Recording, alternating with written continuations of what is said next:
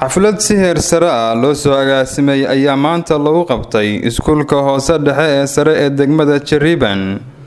taasoo abaalmarino lagu guddoonsiinayay ardadii kaalmaha sare ka gashay sanad dugsiyeedkan. xafladda ayaa waxaa ka soo qayb galay qaar ka mid ah maamulka degmada Jariban, waalidiinta iyo maamulka shirkadda Golis oo ayuu qayb ka ahaa abaalmarinada la guddoonsiinayo ardadan.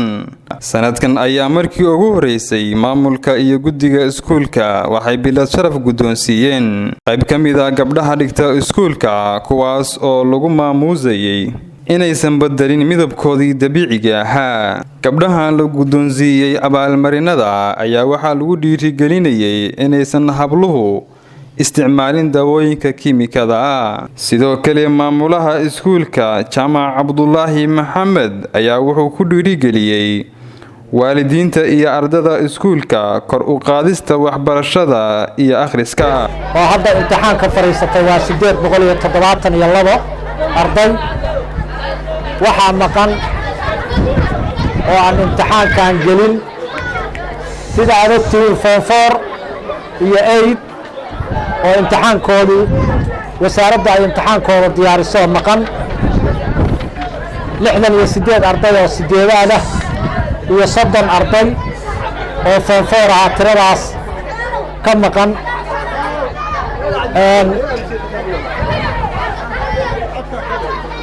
waxaa baasay dugsiga hoose dhexe waxaa baasay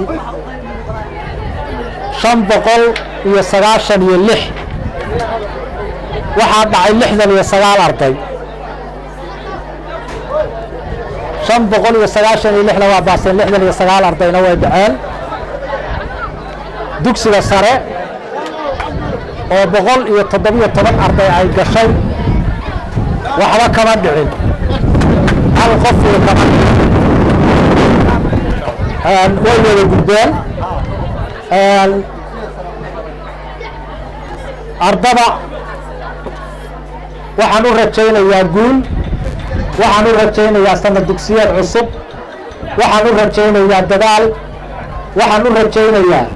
insha allahu mustaqbal ifayo dalkooda iyo dadkooda iyo diintooda ay anfacaan baan u rajaynayaa haddii alla idmo. waxaan rabaa halka inaan uga mahad celiyo cid walba oo gacan ka geysatay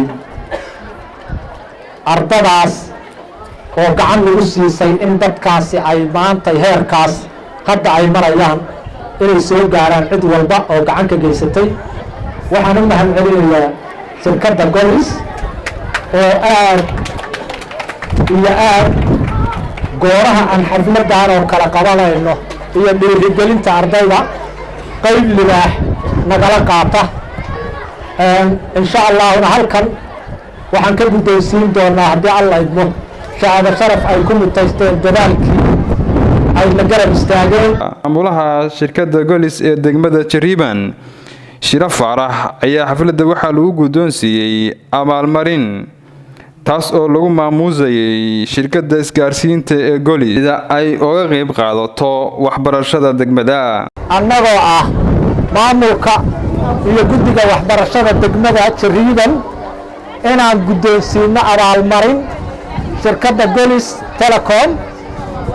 abaalmarintaas oo ay ku mutaysteen sida ay gacanta uga geystaan ama noogala shaqeeyaan dhiirigelinta ardada kaalimaha ka gala iskuulka ka gala iyo xafladda oo ay gacan nagu siiyaan oo kaalin mug leh ay nagala qaataan. sababtaa darteed cid allaale iyo ciddii gacan naga siisa waxbarashadana insha allahu annaguna karaankayaga wixii aan karro ayaan ku abaalmarinaynaa. ayaan ugu mahadnaqayaa maamulka degmada iyo maamulka dugsiga iyo maamulaha dugsiyada Jariban dhammaan saxaafadda oo mataqaanaa runtii lafdhabar u yahay ninka la yiraahdo Farxaan Cabdi iyo dhammaan odayaasha iyo guddiyada aad iyo aad baan ugu mahadnaqanaa. haddaan Golis lahayna waa mahadsantihiin baanan leenahay. waan u guddoomay Golis Telecom Soomaaliya in ay shahaadadaas maanta ay mutaysatay oo aad ku sharafteen waan u guddoomay adinkuna aad iyo aad baa u mahadsantihiin marka waxaan rabnaa si imtixaanka aan u yeelino inaanu isdhegaysano aan si fiican isku dhegaysano dhaqdhaqaaqa la yareeyo haddii ilaahay idmo inta aanan imtixaanka yeelin waxaan kelmad siinaynaa muxuu ahaa macallimiinta oo hal kelmo odhan doona iyo qof ku hadlaya afka ganacsatada kadibna imtixaankaan yeelinaynaa kadibna maamulka inoo xuri doono marka waxaan rabaa inaan kelmad dardaaran aan siiyo macallin xabiib axmed faarax mobaylkaasaa ugu daran kow mobaylkaas uu ballaara ardaygaad siisay oo meel walba la yacayo xabiib qowtana hadda gacanta ku hayo macallin iyo ardayba annaga feerismana waxaan leeyahay walaalayaalow taa horta ha la yareeyo ilmahaagana gurigaaga wuxuu ka barto ayuu meesha la imaanaya guriga haddaad waxbarasho uga weydid ha ku talagelin tobankaagaan dadku aha iska daa war waxaan garanayaa 36 arday oo sideedaada ayaa waxaan ka soo reebnay markay daacadda ahayd 8 arday intii kale suuqaan gelin waxaan wax u baranaysaa waxaa la rabaa marka ardaygu inuu wax barto hadalka waxaan ku soo gabagabaynaya akhlaaqdii iyo akhriskii iyo sharcigii saddexdaa markii la helo ayaa wax la baran karaa tobanku waa noodan haddaan wax weyno baro dadkuna wax loo wada barto jaahiliintii mid darnayd baa dadka hogaamisa oo muxuu ahaa saraakiisha ugu sarraysaa qof walba ilaah baa foodiisa haya ha iskhasaarin fahante adnagu waxaan leeyahay runtaan fartayna ka saaraya xabiib oo dalac wuxuu haystaa garabihiisana waa haysataa wiilkiisana waa haysataa 12 maalintii meesha waxa laga rabay in wax laga bartana mobaylkaasaa la fiirinaya oo markaad dadka yaana meel cidla ku haraadin hala tashado anigu waxaan leeyahay hala tashado cawcuuliya waxbaa noo baasayo waa iska barogaraane waxbarashadii la rabay dalka afaxay meesha ma taalo waa idin salaamaya dhammaantiin hadalkii faragteen baa iga raalahaada ardada waa jecelahay waalidiinta waa jecelahay dadka waxbarashada aabaha waana waa ka mid ahay insha Allah wassalaamu calaykum waraxmatullaahi wabarakaatuh waxaan u yeerayaa ardayga form 3 ama fasalka saddexaad ee dugsiga sare kaalinta koowaad ka galay waxa weeye Saadiyo Maxamed Abdi Saadiyo Maxamed Abdi Saadiyo Maxamed Abdi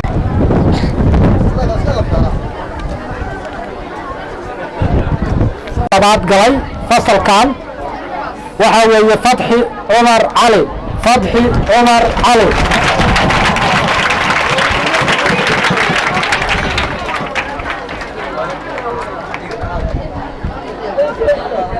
حاجة جديدة ما شاء الله عود باتشوية ما شاء الله حاجة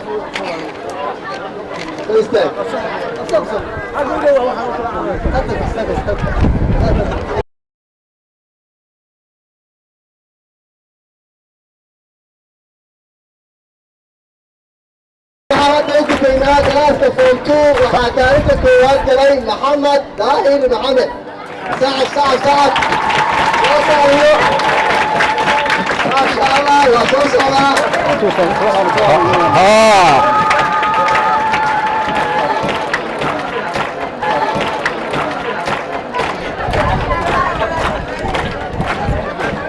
وصل حسيت وين محمد داهر ما شاء الله قدوميها قدوة waxbarashada iskuulka kelmad bogaadin iyo dhiirigelin ah waxaan rabaa inaan u diro warbaahinta degmada Jariiban oo uu gudoomiye u yahay waa Farxaan Faarax